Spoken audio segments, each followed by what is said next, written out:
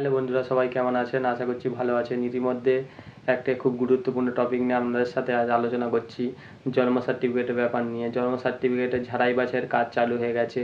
এরকম অনেক লোক আছে যারা বাংলাদেশ থেকে এসে আমাদের দেশে জন্ম সার্টিফিকেট নিয়ে বসবাস করছে। আমি বলবো তো এটা ঠিক না। তাদেরকে ঝাড়াই বাছাই করছে, একদিকে খুব ভালোই হচ্ছে, কারণ আমাদের দেশে কেন তারা নাগরিকের রক্ষা পাবে। আপনাদের কি একমত? ও সেই বিষয়ে কী কী আইনি পদক্ষেপ নেওয়া হচ্ছে সেটি জানান, শুনেন।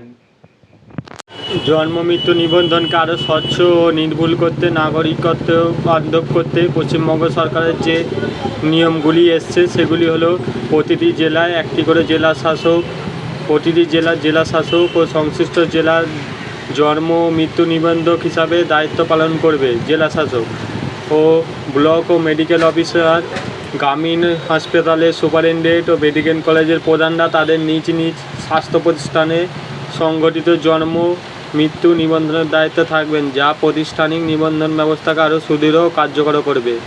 ও প্রতিটি গ্রাম পঞ্চায়েত ও পৌরসভায় জন্ম মৃত্যু নিবন্ধনের জন্য নির্দিষ্ট সরকারি আধিকারিক থাকবে।